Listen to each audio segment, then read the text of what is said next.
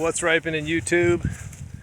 Well, it's the end of March, or getting close to it. I figure it's time to check in on some of these mango trees and see what's going on. Definitely getting some good development on a lot of varieties. You can see this one, I'll just take that off. I don't really mess with the scabby ones. They don't look good, they don't sell good. We got quite a decent fruit set considering the damage we had from last year. I think it's going to be a later season than normal because we had a lot of things happening to just kind of slow down the process. I'm already in the grafting season, so I'm prepping budwood. You can see we just prepped out this tree, prepped out a couple trees that we're going to start grafting right away. Now that we're getting slightly higher nighttime temperatures, it's probably not ideal time yet, but I have a lot of grafting to do this year, so I'm going to start as soon as I possibly can. But let's just look real quick. We'll cruise through the grove and see who's fruiting.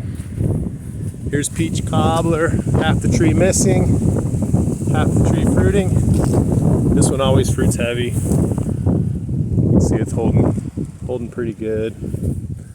Got some new trees in here. Chacannon, always heavy this year, doesn't have hardly any canopy left, so it's going to be a myth.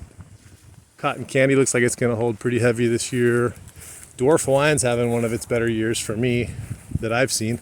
This, by the way, is like a 6 or 7 year old tree. It's hardly been pruned, super dwarfy.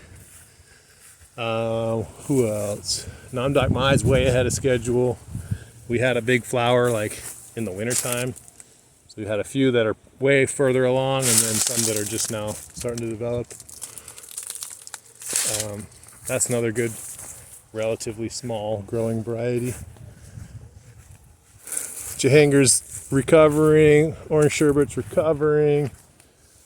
We already passed Mahashinook, that one's recovering. 015's holding real heavy. This one in my last video was one of the ones that was flowering really heavy. We pruned some of the branches off, but you can see it's just holding all up in here, and a lot of these are going to come off. I know a lot of people get stressed out about little fruits coming off your trees. That's supposed to happen, so don't worry about it. Let the tree do what it's going to do. If you want to put your energy into stressing about it, you can, but I'm telling you, it's not going to make a difference to the tree. So that's my 2 cents. But yeah, some of these trees are only going to have a few fruit. It's going to be really limited supply on a few things. The Lil Jim, I think I called it in the last video, that was not going to fruit this year. Well, I was wrong because it decided to flower late, and it is one of my one of my latest varieties between this one and Honey Kiss. So it decided to go nuts and make a bunch. Tarale's in recovery mode, top to bottom, flushing out. This little beauty is Juliet. It's going to hold nicely this year. This is probably my favorite early season, this buttercream. For me, this has been a very slow growing tree, so I don't know if it's a dwarfing tendency or if it's just my tree, but this is a amazing fruit. We got a decent little crop for that small of a tree, so we'll see how that goes. Super Julie's holding a ton of fruit so far. Super Julie is a lot of people like this one a lot. To me, it's a little trickier to pick these fruit, but once you figure it out, it's a really good one.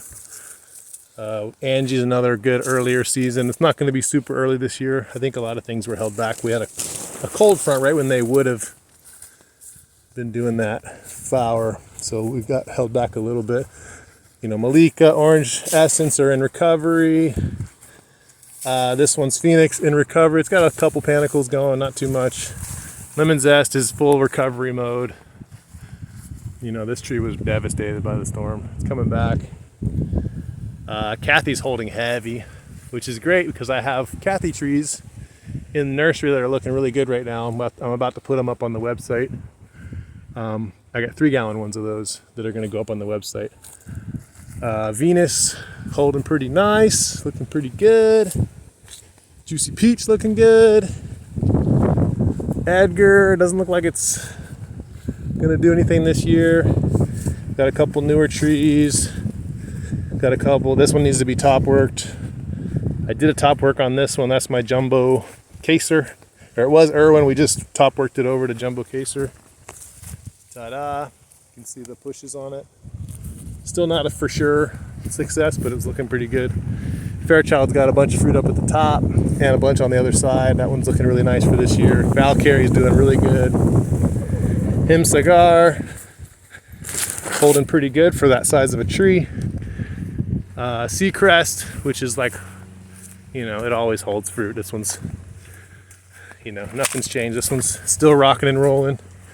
Rosy Gold, we had an early fruit set and then it got smoked by the cold front, so it flowered again. So this year, Rosy Gold's not really going to be an early variety. It's just going to be like right in the mix with everything else. Pickering's actually going to be coming early this year. These are quite along on their way, development-wise. These might be some of my biggest fruit, actually. You know, that's a pretty good sized fruit already on the Pickering tree. Jakarta's recovering. There's a new one. Fruit Punch is doing actually very well. This might be one of our better fruit sets we've had on Fruit Punch. Honey Kiss always throws out a ton of fruit. It's a late season, but super productive. Honey Kiss gets 2 thumbs up. Allenpur Bonachon is it looks like it's got several different flushes of flower and fruit, so it's going to be one of those mixed years. Usually they do that. They'll have a staggered season, and you'll get them for an extended period of time, which is nice. And then here's Diamond holding really well on the side of the tree that didn't get destroyed. And that's about it. Hope you guys enjoyed that quick update. I'm gonna wrap it up. I got work to do, and I'll see you next time.